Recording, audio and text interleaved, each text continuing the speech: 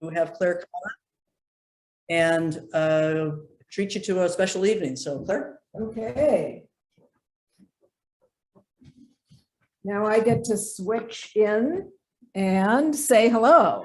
And We're gonna go to yelling. okay.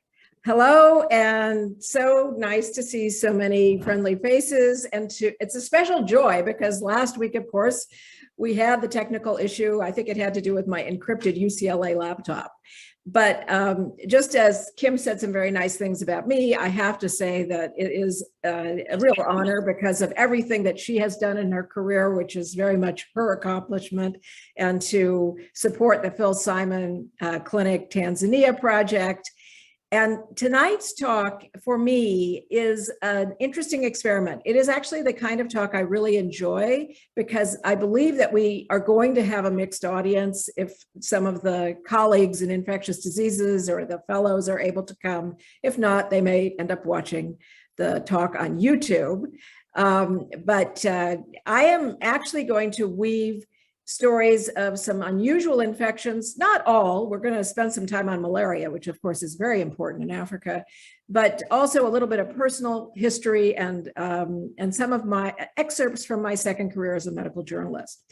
So having said all of that, again, thank you for being here. And I'm going to now switch to the, actually Kim is helping me, switch to my PowerPoints. Okay, share. So I want to explain this first slide. Whoops, we missed it. Now we're going to go back. We are now off. Okay, That's okay. We're going to here using Kim's laptop. Not that that means that I would have been any more adept on my own. There you go. So when I was asked to give this talk, I needed to write some copy for the ad. And you know, as a writer, it's always a question, where do you start? So I thought, well, I'll start with the fact that I took this faculty job at UCLA in '87. I am 71 years old. And I had previously been the chief of infectious diseases at all of you. And I had previously already spent a fair amount of time overseas. The great thing at UCLA in 1987 is that they've never had a travel and tropical medicine clinic. And we began to attract a lot of very interesting patients with some ordinary post-travel illnesses and some exotic ones. And of course, I also saw very sick people in the hospital and continued to do a variety of things. In my second career, I started to write articles for the Los Angeles Times and other magazines about some of the patient stories. But what I really realized in retrospect is that I was trying to shine a light on diseases that are really incredibly important diseases in developing countries, or what we then call developing countries, low and middle income countries, but sometimes do affect travelers as well. So that's part of my goal today as well. So this is kind of a starchy little statement. So I thought I'd give you just a tiny taste of my real personal life. Where did my global health journey begin? Where is it now? So I actually am a child of California in the 50s, and on the far left on my screen, you can see that I was kind of a whimsical little kid. That's our backyard in Brentwood, which is where we grew up.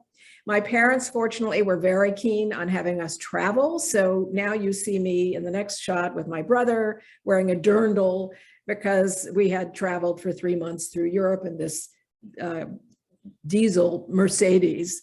And that was my first taste of international travel, which of course was an appetite that only grew. For reasons that will become clear, I was exposed to tropical medicine, partly because of experiences my father had during World War II. Eventually, I found my way to the London School of Hygiene and Tropical Medicine, which was really the premier institute of its kind at the time.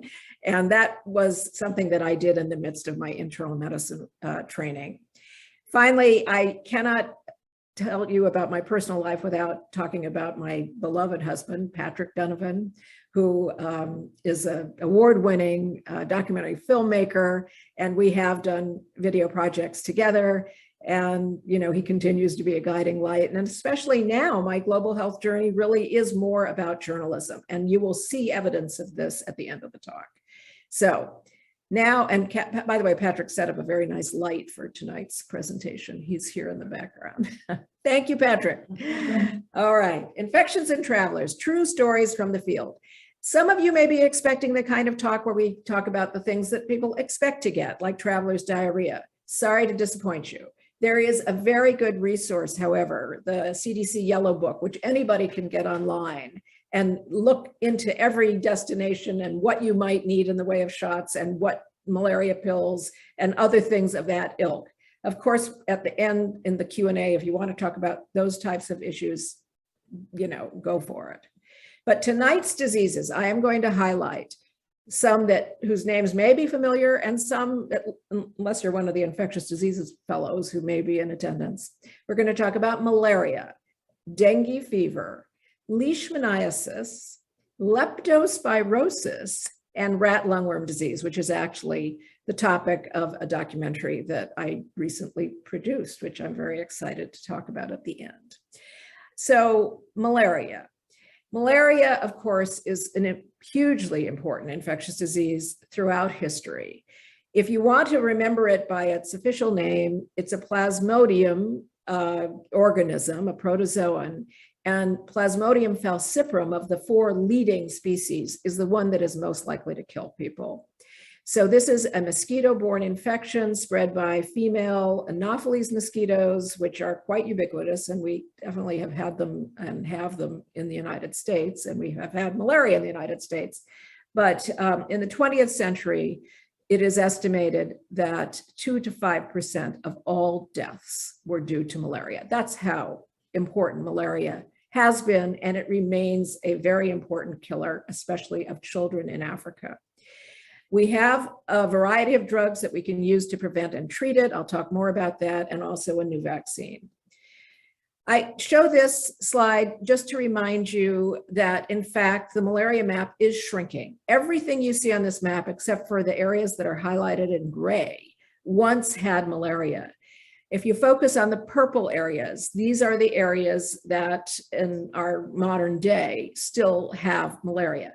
Not all of it is the most lethal species, Plasmodium falciparum, but this continues to be an important global scourge. So the fight is not over. Where does my story begin with malaria? Well, I had a father who was in World War II. In fact, both of my parents are Californians. My father went to UCLA, my mother went to Berkeley, and I was asked to write this article with this title for UCLA's magazine a few years ago, and they wanted to talk about my career in tropical medicine. So when my father arrived on Guadalcanal in 1943, it was a very high-risk malaria setting. And he was there for a year as a young quartermaster officer, and he had multiple attacks of malaria.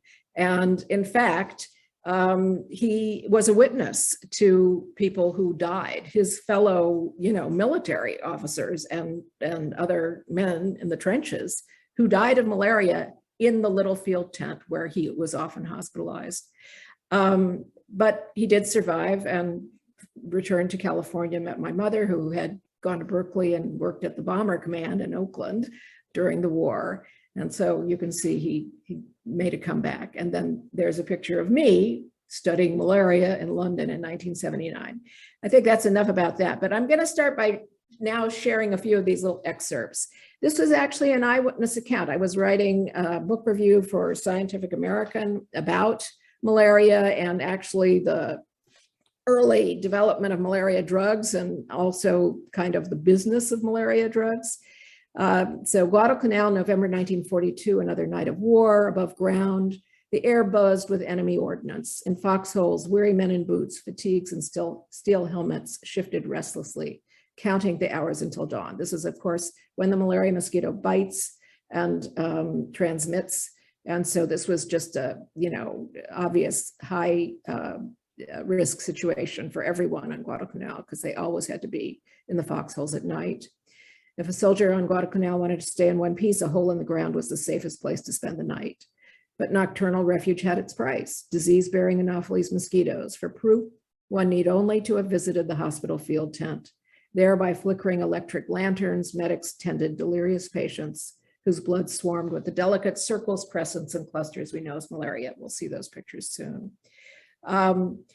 My own experience with malaria is another little vignette in my personal history. After I graduated from Stanford and before I started medical school, I spent the summer in Haiti. And malaria was also very rampant at this small mission hospital where I worked. By the way, a hospital that had no telephone. no electricity except for a generator, 1 hour a day. And mail was delivered once a week on a donkey. This was the waiting room on the left, and that's where the patients gathered every day. So I wrote years later about another story that is going to be relevant to the treatment of malaria. So I'll just read a little bit of that. I have these notes, so I just have to find them. I had them, I should say. Okay, Lambay, Haiti, July 1972. Another morning at Hôpital Le Bon Samaritain, the only medical outpost in a tropical valley with no paved roads, telephone, or electricity. From daybreak, patients filled the crude wooden benches of the waiting room. By mid-morning, they also covered the floor. The scene was overpowering. You have to imagine, I mean, I had not even started medical school. It was quite culture shock. Grandparents with rusty sputum and the rattle of tuberculosis, children with tattered clothes and broken bones, infants with swollen bellies, flaking skin, and mustardy diarrhea. But one of these children was not just undernourished, she was unresponsive. I noticed her skin tone. Amid the rich brown faces of West African origin, she looked pale.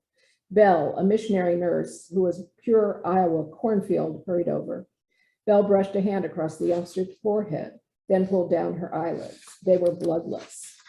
Paper white, hemoglobin's way down, add fever and coma. What's your diagnosis? In malaria, of course, people become extremely anemic because the parasite destroys red blood cells. You're asking me, I thought, terrified. I was just a summer volunteer. I wouldn't start medical school for 2 months. In fact, after a few weeks in Haiti, I was wondering if I wanted to start at all. Quick, Belle said, find Madame Tony and ask her for chloroquine while I track down Dr. Hodges. This is malaria. Suddenly, I comprened, to borrow a verb from my meager Creole vocabulary. A light bulb shone. The child's pallor was due to malaria parasites destroying her red blood cells. Her fever and coma indicated the infection had invaded her brain. Didn't she need oxygen, a transfusion, a desperate ride over rutted roads to a better hospital equipped an hour away? No, all she needed was for Dr. Hodges to snake a bitter dose of chloroquine down her throat. The girl was awake within hours. The medicine was magic. That is a drug that no longer works. That's why I was making the point. Drug resistance has affected malaria just as it has so many other organisms. So I had another opportunity to, I have obviously seen many patients with malaria and returning travelers, some with malaria, but 30 years later, I had the opportunity to work on a major policy report based in Washington, DC. And there's my husband again. We did a film in 2002 that was involved meeting stakeholders, people who had malaria in Tanzania, who had never seen a person with a camera. We had translators. It was a really moving and a remarkable experience. And that is a video that was embedded, I think, in the invitation for this talk. The report that we wrote was ultimately about 350 pages. The lead person on the committee is the man in the bow tie, and Ken Arrow was a Nobel laureate economist. We had economists, we had malaria experts. It was a remarkable experience for me. I was one of the authors of the report. I won't make you, I won't read all of these comments, but it just, when you work with a Nobel laureate economist who knows nothing about malaria, you don't necessarily expect them to become a malaria expert, but believe me, Kenneth Arrow became a true malaria expert. And as I highlighted in yellow, it was clear before this committee met that the existing anti-malarial drug supply was starting to fail. For more than 40 years, the system had been largely based on a single agent, chloroquine, which at one time was effective and remarkably cheap. However, resistance to chloroquine emerged worldwide, first leading to treatment failures in Southeast Asia, then in large parts of East Africa. This was just part of the extensive background of this report, which led to some core recommendations. Essentially, what our committee wanted was a global subsidy for modern malaria treatments. And those treatments in Africa would involve multiple drugs to help defy future resistance. It was viewed as a global public good. to subsidize these. Obviously, people in Africa were not going to be able to pay for these drugs themselves. The governments were not going to be able to pay for them. Some of this actually came to pass through various international organizations, but the global subsidy concept was never fully embraced by international donors. And by the way, it was not just about saving lives, it was about buying time and keeping the drugs effective. So now where we have ended up is we have seen a fall in cases. That's good. But there's still plenty of deaths from malaria, and drug resistance continues to rise, and the drug resistance involves multiple agents: chloroquine, sulfadoxine, pyrimethamine, mefloquine, even the modern combinations using something called artemisinin that our report strongly endorsed. Insecticide resistance is also rising, placing in impregnated bed nets, which children in Africa often sleep under, in some peril. They will not be as effective as the insecticides fail. So the message is not that we are going to lose the fight, but the investments in progress need to continue to be supported. That includes malaria vaccines and better strategies to control mosquitoes. So here are some graphs. If we look on the left, we can see deaths from malaria by age from 1990 to 2019. The big blue area are all the under fives. So instantly, you know that most of the victims of malaria are children. It's not that there aren't adults that die of malaria, and we worry about that because as malaria recedes to some extent, immunity also recedes, and there is some partial immunity.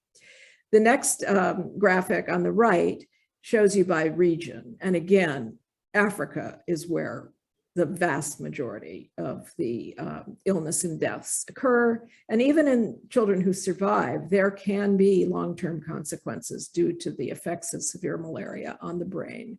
So this is a very important global infectious disease that we must never forget about. In hindsight, were we overly optimistic about saving lives? Well, there was a point when we started our report process, we thought there were probably about 1 million deaths every year from malaria. That would be 1 in every 60 deaths in the world. We did see a pleasing drop to probably between 400,000 and 500,000 by 2015-16. But this is the reality. I mean, this is not, these are not easily won battles. So the recent World Malaria Report was released just last month. World Malaria Day actually was just last week. And according to the best data at WHO, in 2020, most recent information, 630,000 malaria deaths worldwide. And that is at least 70,000 more deaths than in 2019. Why? Of course, there have been major disruptions in prevention, diagnosis, and treatment during the COVID pandemic. So these things all interrelate. I want to tell you one more story about malaria closer to home. This is a little bit more relatable, perhaps. This is a patient who contacted me last summer. He's a veterinarian who practices in Calabasas, and he's a great lover of international travel, goes to Africa frequently. And this is a picture that he himself took on the right. So his first email in August: I am an exotic animal vet who often travels to Africa. On July 31st, I returned from a week in Uganda. I had been bitten by a tsetse fly. Last weekend, I developed fever, headache, and joint pains. I'm concerned about infection with the agent of African sleeping sickness, which is transmitted by tsetse flies. I am trying to find a doctor who specializes in tropical medicine. Unfortunately, nobody is available. Not a happy situation. This, of course, is a bright man. He's a medically educated vet. So I thought I'd just take you on a very quick digression. We did have a red hot case of East African sleeping sickness when I was at UCLA. And there's East African and West African. East African is very rapid, dramatic, and lethal. And these organisms in the blood smear, these exotic, weird things, those are the trypanosomes. And in the patient that I saw, they were in every smear, every blood field. He had returned from Africa 2 weeks earlier, developed a fever of 105, and gotten desperately sick. Fortunately, he survived. That's what East African sleeping sickness looks like in a returning traveler.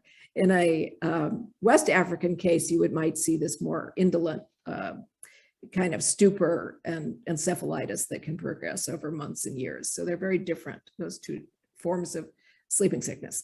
Our vet did not have sleeping sickness, which I told him. Now, I defied all of the medical legal dictates by giving him my opinion over an email and on the phone. But I got him to see one of my ID colleagues. And at that point, he had actually begun to feel fine. And she thought, well, maybe he had a mosquito-borne virus like dengue. He decided, my labs are normal. I'm not going to worry. He flew to Tennessee for a conference.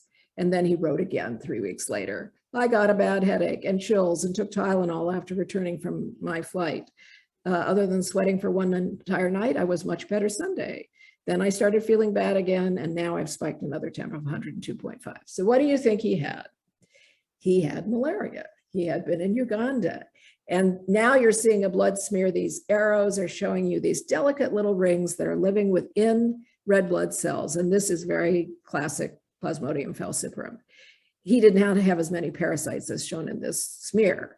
And his life was not acutely in danger, but he was sick. And the real story was that he had been taking preventive medication for malaria, had been taking weekly mefloquine, which is supposed to be continued for 4 weeks after you return. Well, for whatever reason, he had not taken the last 2 doses. So it just goes to show, if you're going to Africa with Kim or anybody else, don't forget your remaining doses when you return home.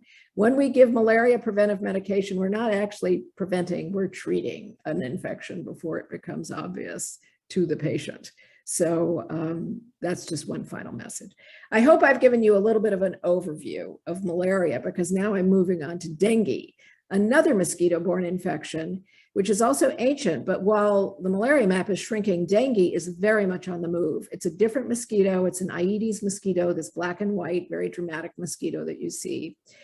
We now think that dengue is causing about 400 million cases per year and up to maybe 50,000 deaths.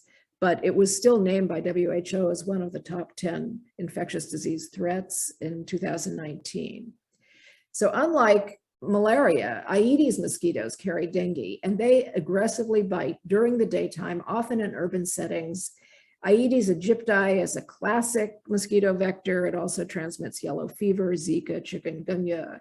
But this Aedes albopictus, the Asian tiger mosquito, has very happily moved in even to the United States. It now lives in about 30 of our states. And this is a recent event over the last several decades. So you can see that these mosquitoes are spreading, and they are spreading often the viruses that they can carry. Aedes species like to breed in small collections of water near people's homes. Always a good reason to empty, your bird bath, even during West Nile season, which is a different illness, but still. The tires you see in the top image, those used tires returned to the United States were actually probably how dengue entered the United States in the 1980s, which it did in Texas. And it is now pretty well established in a number of the southern US states, although the infections in humans are somewhat infrequent, they do occur. This is, again, I'm just another showing map that we have a lot of areas now where dengue is being transmitted, which wasn't always true in the past. And some additional facts, well, first of all, dengue incidence has increased 30-fold over the last 50 years. 50% of the world's population is theoretically at risk. There are 4 strains of dengue. If you recover from your first infection, fine, you're immune to that strain. But the real illness is usually when you are infected with a second strain, which happens now not infrequently in many tropical countries where all 4 strains are circulating in the same large urban area. And that could be true in Singapore, that could be true in Jakarta, that could be true in many tropical places in South America. We have no specific treatment, but supportive care for dengue does save lives. So if a kid with a second infection with dengue gets into the hospital, their mortality could fall from maybe 10 to 20% to less than 1% if they get supportive care. Paradoxically, what this means is that there can be, in dengue epidemics, which do occur, tremendous strains on local healthcare systems, because parents will bring their kids in and overwhelm the system. Here's a true story from the field, thanks to UCLA infectious diseases fellow, Dr. Mayo, who presented on dengue just a couple of weeks ago. Somebody from Indonesia who was traveling, I think on business, passing into Los Angeles, came down with a very severe fever and was hospitalized with some extremely abnormal lab tests, and actually had bleeding and hypotension, all of the things we would associate with a second infection with dengue with a severe outcome. And he ultimately recovered. But he would be an example of somebody who probably had had a previous illness with dengue, and now this second infection was inducing this life-threatening kind of complicated illness. And I myself, of course, have seen people returning from trips with dengue. And if you look at the first article from 2002, and then I'll tell you about the second article from 2014, I think you'll find a striking difference. The very first, I'll just read a little bit from the 2002 piece. The message was brief but urgent. This is when our secretaries actually put messages on little pink slips of paper in our office. Honeymoon arriving tonight from Tahiti, has fever, headache, rash, hemorrhage. We'll take ambulance to emergency room. Can you meet her there? That year, I took care of 3 returning newlyweds with dengue, but none as sick as Susie Gold. Susie and her fiance had decided to have a one-of-a-kind wedding in the South Pacific, where they exchanged vows under a cabana of palm fronds. The wedding went off without a hitch. Her muscles felt sore. But 5 days later, Susie developed teeth-chattering chills. Her muscles felt sore and bruised. First, she downplayed the symptoms, figuring she wiped out from the wedding, or she was fighting a bug she'd picked up on the plane and it would pass. Dengue, by the way, and this was her first infection, but she had a very severe case. And it often has this kind of saddleback, this biphasic course where people feel terrible, then they feel better, and then all of a sudden it hits again. And in World War II, it was often called breakbone fever because of the severe pains that accompany. Sure enough, a day later, she was better. She and Jeff resumed snorkeling and strolling along the beach, their happiness marred only by sunburned noses and mosquito bites. The next morning, however, Susie's head and eyeballs ached furiously. Her brow was hot, and her legs sported a rash that looked like purple shooting stars. Her biggest scare came after flossing her teeth. She tasted salt, looked in the mirror, and saw bright red blood. So she was flown back from Tahiti, admitted to UCLA, and had dengue. Does everybody get this sick? No.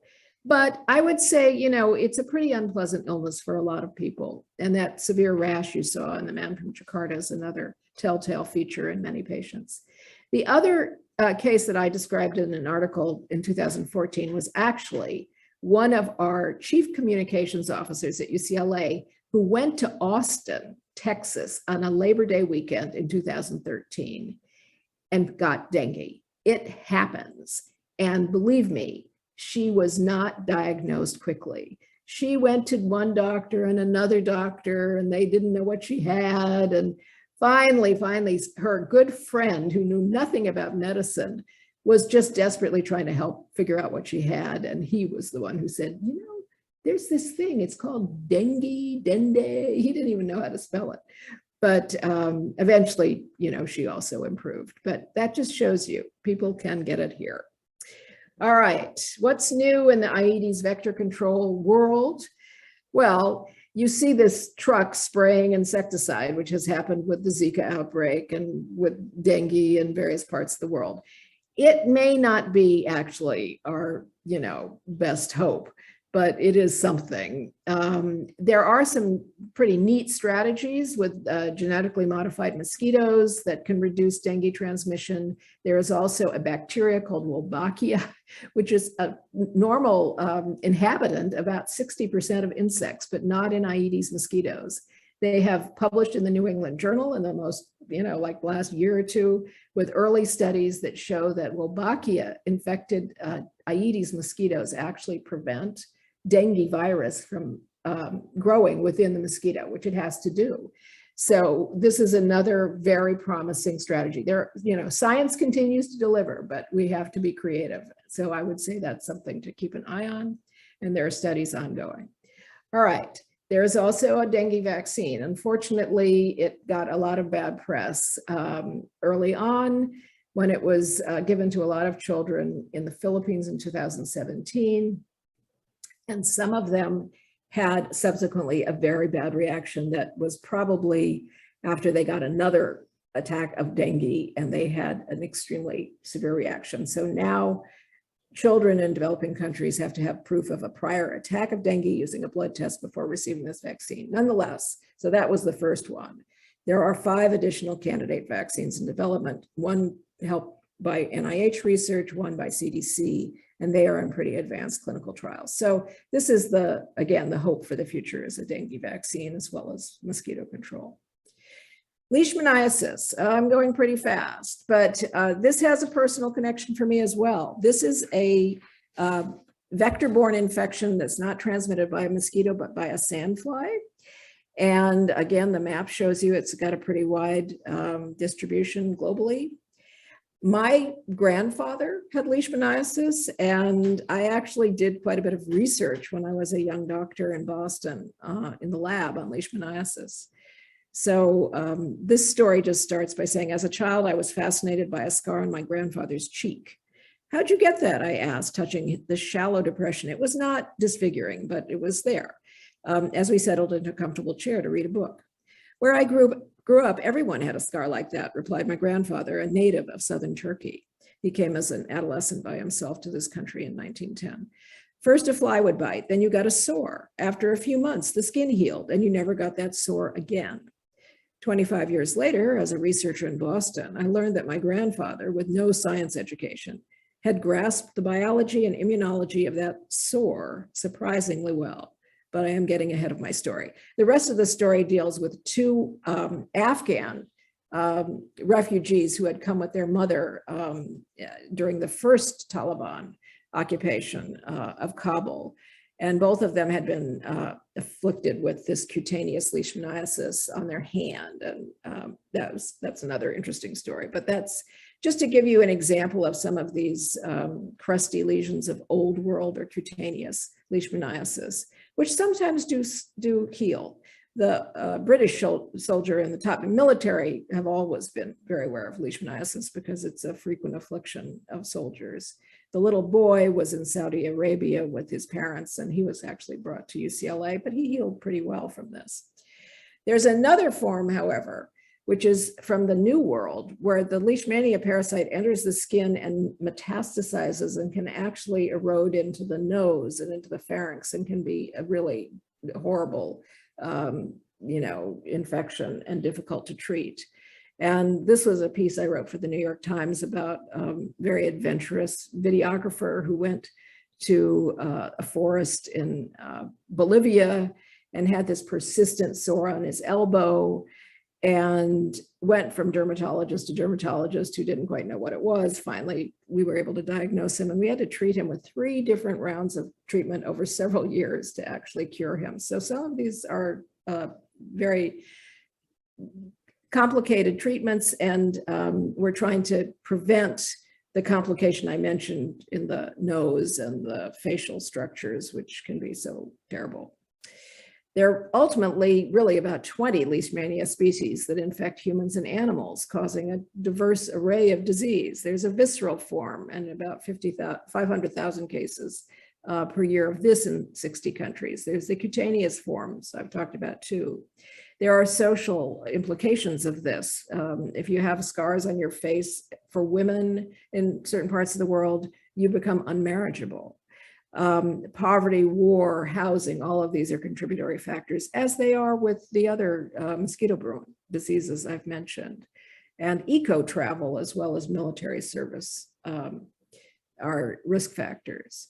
So our decisions about treatment really do require judgment, and we have to speciate the actual Leishmania organism to know exactly what to do. It takes a real expertise. In some cases, we leave it alone and it heals. In some cases, we use topical treatments. There are oral drugs. There are injected drugs. In patients with the visceral form in organs, we try to make sure their immune systems are competent. In a patient with AIDS, for instance, with visceral leishmaniasis, restoring that immune system would be one of the key factors in treating the patient, as well as using drugs. So now you begin to see the complexity of something that's really very common, but not that simple. All right, going to move on to leptospirosis. This really hits home because this is something that we expect to see more of with climate change. This is something that has always been an occupational hazard of certain types of workers, but it's now a new infection of adventure travel and eco athletes. So the story that I wrote about was of a major international athletic event, the Eco Challenge in Borneo, where teams from 26 countries competed in this 320-mile race on the island. And a large percentage of them came down with leptospirosis, because leptospirosis is an infection that often enters the skin from contaminated water. The patient that I took care of had actually, been in water, and she'd also had leeches that had to be removed, and that left open sores. So that was like the perfect way for her to get leptospirosis. I would read, but I'm afraid that I am going to run out of time. But if she had only taken the doxycycline, that was the malaria pill I wanted her to take, she probably would not have gotten leptospirosis. But as it turned out, she was quite ill. She was hospitalized at UCLA, but she recovered. Here's a little bit more about the actual infection. It's a bacterial infection shed in animal urine. It annually affects 1 million people and maybe kills about 50,000. So I think this is an underappreciated infectious disease worldwide. The occupational risk traditionally is included farmers and people who work in, sewage settings, and miners and humanitarian aid workers, military, but now we see it in recreational travelers, hikers, rafters, kayakers, triathletes, adventure travelers. And we expect to see more with rainfall, flooding, hurricanes. The illness itself, well, one point I'll make is it's an amazing organism, very tightly coiled. It's also very hardy. It can live for weeks to months in fresh water, damp soil, and mud. If you get the illness, what would you expect? Well, some people have a milder form, but many people have a very high fever, chills, headache. About 50% get a form of meningitis. They have a very characteristic conjunctivitis that comes with it. And in the most severe cases with certain strains, they can kidney and liver damage. So the death rate is about 10% if they are not treated with antibiotics. However, antibiotics do very effectively treat the infection. I thought I'd just look at recent news headlines with climate change. I think we have to expect more leptospirosis. And I just quickly went through Google, and I found newspaper headlines about outbreaks of leptospirosis in Brazil, the Philippines, India, and even Brooklyn, New York. So again, it's not just there, it's here. Although many animals can shed this organism in their urine, rodents are the principal source. And I just wanted to make that point. There is even some research trying to think about how we might use environmental vaccines to eliminate the infection in rodents, just as is done sometimes in rabies. Finally, this might strike home. I saw a beautiful cavalier as we were opening this talk. Like humans, dogs can get leptospirosis. And especially if they're licking water and streams that might carry the organism, and they can be quite sick, they can be treated, but they, unlike us, can be vaccinated. And Dr. Schreiner has told me that her dog has been vaccinated for leptospirosis. And I do show these at the human eyes only because dogs can also have, this is a very characteristic finding of leptospirosis, which is called suffusion, where you get kind of, injection and appearance of some bleeding in the eye. And that is something that's very commonly associated with lepto. All right, one more infection of rodents that more travelers should know about is rat lungworm disease, which is in fact the subject of the documentary that I and a wonderful team, have completed. And we are hoping that it will be shown on PBS stations in the next year. We'll see. I do have an article in the current issue of Discover magazine about a patient who had rat lungworm disease. It's quite established in Hawaii, and it has globalized and is now present in 5 continents. So this is another globalizing. It's foodborne, it's spreading under the radar. Now I'll tell you a little bit more about it. First of all, I first encountered this when I worked I've spent a lot of time in Asia. I started going in the early 1980s, although I'm now looking at the picture of me on the left and I'm realizing that that was a little bit later. That was some abattoir I was visiting in Hong Kong, maybe a few years later. But yes, in the 1980s in Taiwan, they didn't have the karaoke machines, but you always had to sing a cappella after a banquet. So that's why I have the microphone. And there I am with one of my very dear friends, KP Huang, who's an outstanding pediatric infectious diseases doctor in Taiwan. So on one of my many excursions, I was in the southern part of Taiwan, although I visited medical schools throughout. I was there first time for about 3 months. You'll see on the map, Pingtung County, which is at the very southern tip of Taiwan, which is very tropical. They have lots of parasites. Next to that map, you'll see Dr. E.R. Chen, who was one of my other wonderful mentors, and we were on a snail hunt. That's me in the middle. And the next picture is a giant African land snail, which is a very established invasive species throughout Asia and in Taiwan. And in fact, you could say that because Taiwan had suffered a lot of deprivation during occupation by the Japanese and just in general, they had a lot of poverty. And land snails were part of the diet. They were cooked. In other parts of Asia, they are sometimes not cooked. But the land snails in this part of Taiwan had very high rates of a parasite, this rat lungworm parasite. So the life cycle is a little bit complicated, but the rat is actually the definitive host and has the adult worms in its pulmonary artery, and then excretes larvae in its poop, and the snails eat the poop, and then the rats eat the snails. That's the natural cycle. But if a human eats a snail or slug, inadvertently sometimes, even a tiny one, they can get this larval infection and it invades their brain. So what we often see, and we saw it in Taiwan, was a form of meningitis with an unusual cell that you would associate with a parasite like this. And in the top banner, you're seeing the cells, and then you're seeing the larva of the worm. So as I mentioned, well, I didn't. The actual name is Angiostrongylus cantonensis. This parasite was first found in southern China. It was brought throughout the Pacific during World War II, and now it is widely present in the Caribbean, in South America, in the southern United States. It's actually present in Florida. So it is globalizing, and the most recent finding has been in Mallorca. So it's actually now in 6 continents, because that would constitute entering Europe. Not very many people know about this, either patients at risk or doctors who need to recognize the illness at a point in which it can be effectively treated. I mentioned a little bit about how people get infected. You're seeing a traditional Thai salad on the bottom with some marinated mollusks. Then you're seeing a traditional Tahitian shrimp dish with an undercooked shrimp paste that can also sometimes carry the larvae. Sadly, on the right, you're seeing a very delightful young man from Australia who ate a slug on a dare and developed this and became quadriplegic and died 8 years later.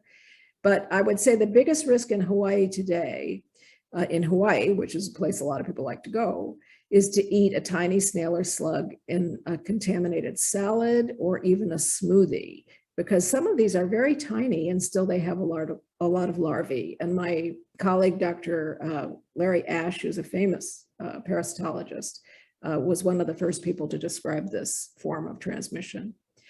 This is almost done. We're just showing you some pictures of a patient that's featured in our documentary, Graham McCumber, who was in the hospital for 4 months, partly in a coma, and had a very severe case and has partially recovered, but not fully. So this is the worst case scenario, but there are people like this. This is why we're trying to get the word out.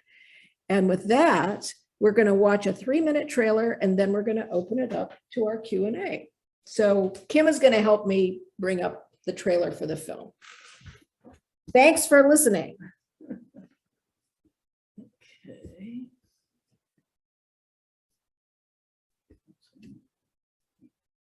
Let's go back to this one, yeah. Oh, you need to stop share. Maybe this. This is not easy, my audience members. There we go. Stop, share, reshare. Got it. Can you see it, Esme? Yes, I can see it. Okay.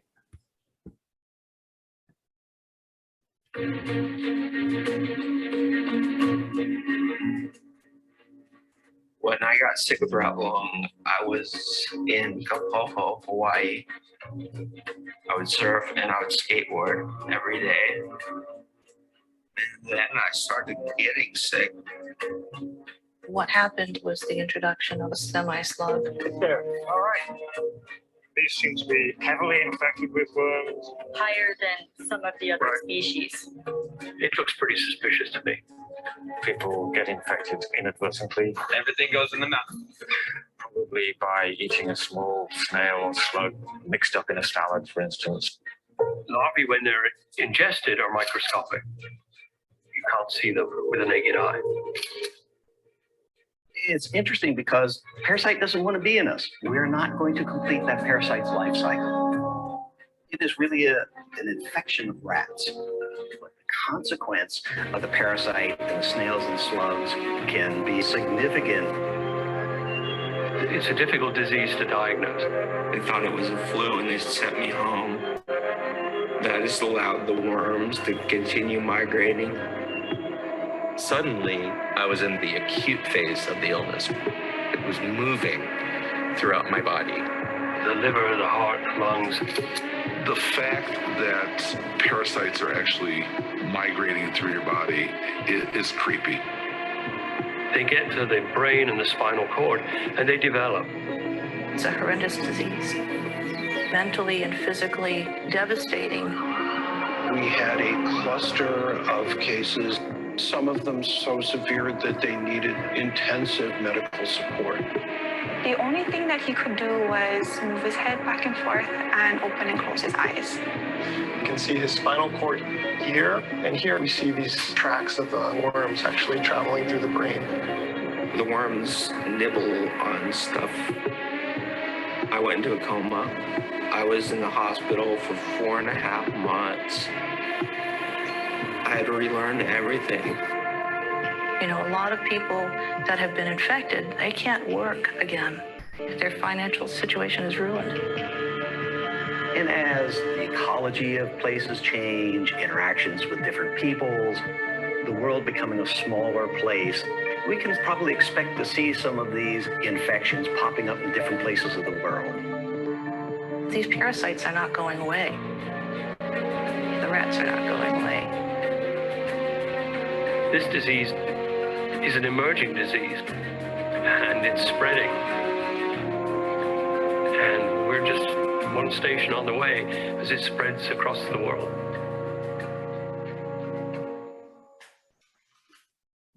And we are done with this part of the. And you thought COVID was bad. I hope I didn't. So we have about 10 minutes or so, 15 minutes maybe of questions. Does anybody have any questions? You can just go ahead and, I don't know if I have the power. I have a question. Okay, Ariel, go ahead. If that's okay. Can I just hop in?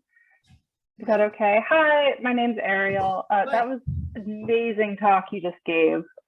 Thank you. It was really informative. I really liked it.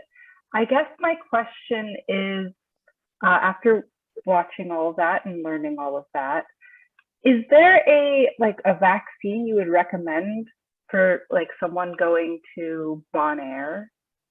It's one of the ABC islands off of, do you know that area? I guess I'm going there for a month with my partner. And so after watching all of that, I was like, oh man, I don't know. So I thought I'd just ask. You know, I would say rather than give specific advice, you have access to an incredible resource by going to the CDC website, www.cdc.gov, looking up your destination, and go for traveler's health, and looking up your destination. Oh, got it. There are a number of routine vaccines that are recommended for this kind of trip. And then Bonaire, I'm not sure I can say off the top of my head. Yeah, so one thing I would say, Ariel, I would certainly agree with Dr. Panosian, is that you need to sort of check with the CDC what the latest stuff is. The big ones in that part of the world are dengue. There's a lot of dengue, and there's no vaccine for dengue as it hasn't been developed yet, as Dr. Panosian talked about, but you can certainly use a very high quality, high DEET mosquito repellent, and that's helpful. In terms of routine vaccines, usually it'll include things like typhoid fever. That's a common traveler's problem that you can get a vaccine for, an oral vaccine that's quite effective. Hepatitis A. Hepatitis A, you're probably already vaccinated for that, and you should be up on your diphtheria, pertussis, and tetanus, and you should be well vaccinated for COVID because they're having a lot of COVID in the Caribbean. So, but that would be sort of the main thing. Stay away from the dogs. There's a fair bit of rabies in Bonaire. So, and the fact is that rat lungworm disease, if you simply avoid salads and fresh leafy greens, you'll be fine. And I think that if you're going to be in a rustic place in a tropical island, that is the proper thing to do. And believe me, I have not always followed these rules myself, but I think now we have to be more, mindful. The ER doctor who was featured in the trailer, who said, it's creepy to have these things in your body. He took care of an outbreak that occurred in 12 medical students who went to Jamaica on spring break from my alma mater, Northwestern, and came back with rat lungworm meningitis. So they had all shared a Caesar salad. It was like a large shared Caesar salad. So I think you have to assume, there hasn't been as much surveillance or research as we would like on that particular infection. So I would simply say that consider all warm tropical islands in the Caribbean to be a potential reservoir of that. So what you eat, you can eat hot cooked foods, and that is a big help. Have a great time. Got it. Thank you. Thank you. You don't want your Caesar salad to turn into a seizure salad. Yeah. Right? Ha ha ha. That's a disease joke. All right. Do we have other questions? Thank you. I hope we didn't discourage anybody from traveling, because that is not the purpose of this talk. Other questions? So, I'm sorry. Was somebody going to say something? Yeah. Hi, it's Dory. I was just curious about, because the 80s Egypt, I still have not Egypt, that mosquito, the striped one. It's in my yard, isn't it? Here in LA. There have been some Aedes aegypti in Southern California. There's more Aedes albopictus. They are both potential vectors of dengue.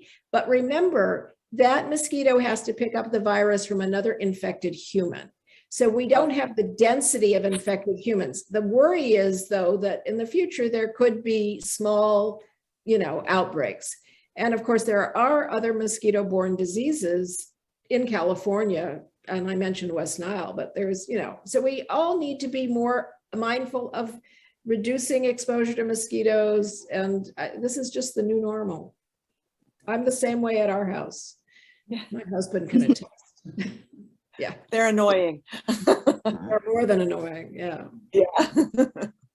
Thank you. You're welcome. Other questions? You might think about getting your dogs vaccinated for leptospirosis if they get into wild settings where there could be other animals, contaminating fresh water.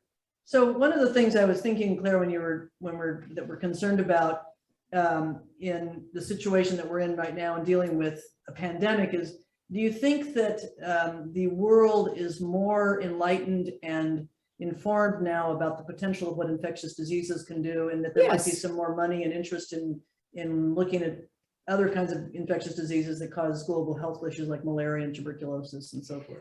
Well, unfortunately, malaria and tuberculosis have suffered from the pandemic because there's been so much attention focused on COVID. And this is the natural cycle, sad to say. But in the big picture, yes, I believe that the public is getting more engaged in understanding infectious diseases and, having support from the public to encourage the research on new, for instance, I mentioned several things, like dengue vaccines or the Wolbachia bacteria that can prevent dengue from growing in the mosquito. These are not so complicated that you can't explain them to the public. What I'm sorry about is that we don't have more good science communications in our mass media, because these are actually very interesting stories. I mean, but I think the big picture is, yes, the pandemic has opened people's eyes to what's going on, and the fact that the world is not static and we will always have pandemics. They may not come at any particular frequency, but you should expect them. And we have to be able to be nimble and respond. And part of the response involves having an educated public. Big fan of that. And one thing too, go ahead. Hi, it's Mary Mendelson. Thank you so much for the talk. It's fascinating. I thought you might find it interesting. LA County is planning a drill around vector-borne illnesses, and they're doing some training ahead of time and sending out groups of people to the various communities, a lot in the San Gabriel Valley, looking for those little pots of water. But there does seem to be some awareness and interest, and so everybody should be hearing more about that as we get closer to June. Thank you for sharing that. No surprise, but I was not aware. And again, citizens can take part in effective public health strategies, and citizen science can help to identify emerging threats. So again, it's about approaching these things as a community and being informed. Yep. Other questions? Maybe you got enough for one night. Well, one thing, yeah, nobody's gonna have the linguine tonight, that's for sure. Say that. One thing that is interesting too is mosquitoes can carry both things. For example, I had a patient that had both chikungunya and dengue at the same time. He had been in Madras, India, and so sort of a double-loaded mosquito, and or he'd been bitten by several mosquitoes that gave him both of the diseases. So, I think vector-borne diseases are fascinating. They're very important. Here in the San Gabriel Valley, we of course have murine typhus, which is a flea-borne vector disease, and quite common in this area. And it's always a challenge for physicians, and especially infectious disease physicians, to kind of stay on top of this stuff. But I think we're hoping that maybe some good that comes out of the ongoing COVID pandemic is, again, awareness of the importance of infectious disease specialists, of infection control measures. Mary, who just asked that question, is a retired infection control nurse. And the importance of a robust public health department to monitor the emergence of new diseases, especially. So I feel I should throw in one more comment about leishmaniasis, which was the sandfly. Costa Rica is a very common destination where people might return with cutaneous leishmaniasis, not the severe form that can invade your face, which I was talking about in the guy who went to the Amazon jungle. But these diseases they've always been around, but I think now that people are traveling more, again, that CDC book, which is available to anybody online, if you just check the country and you start to read, you'll get a very full picture of what risks might be present, and probably take a few more precautions. So that's step number one. Or cancel your trip. No, don't cancel. Just be careful. No. Yeah. Right. That's why we're in business. Any other questions? Does Betty have a question? The dog? No. I have a question. Okay. Okay, this is Dick Myers, and I'm listening, and I hear you saying that the knowledge of these things is advancing, and I'm watching the news every day, and it seems to me that scientifically we're learning more, but I don't see any evidence that we're learning more or understanding anymore. Could you tell me some evidence that would make me feel better about that situation? Are you talking about scientists who are making advances? I think what you're describing is the lack of good coverage in the news of what actually, you know, there are a lot of great stories about science and medicine that do not get covered in the news. And I despair of that. That's one reason. That's what I'm concerned about. It seems to me that our public understanding of public health is not improving. And I'm concerned about that. And you sound like you're hopeful about it. And I'd like to hear the evidence because I would like to feel better about it. Well, I do know that the National Academies of Science, the Institute of Medicine is part of that, where we did that malaria report, but that's not quite my point, has just this year launched a huge new initiative in science communications. And the major funding for that is coming from a foundation that was started by the former CEO of Google. And I think that, as I said, you know, because I come from a media background as well as my medical background, I feel that we are not serving the public well with our science communications. The newspapers have diminished in size. The science reporters are not being hired, but this is a very significant step on the part of the National Academies of Science. They've always wanted to have more dissemination. Now they're doing something that is really trying to encourage that. So if that's good news to you, I mean, it is good news to me because I've never seen an initiative like that before out of the. Well, it seems to me that you're more positive and hopeful than I am, and I'd like to be where you are. Well, I'm not saying it isn't a tough slog, because when you deal with exotic parasites, for instance, there's a very popular show on Animal Planet called Monsters Inside Me. And it's what we call a show that is like, you know, oh my God, I have a worm in my brain. That's all you really learn. You can't teach people if you don't give them more facts and context, and you are not trying to scare them. You're just trying to, you know, bring them up to date on biology and science that they may never have learned, but also, you know, we've gained so much knowledge in my lifetime. So anyway, that's my perspective on it in terms of the public. I think that we could do a better job. And I hope that in a small way that my career has attempted to do that. But you sound hopeful and positive, and that's what I like. Well, if you want to look at the real big picture, people are living a whole lot longer than they did 2 or 3 generations ago. And a lot of that is due to advances in infectious diseases and vaccines and treatments.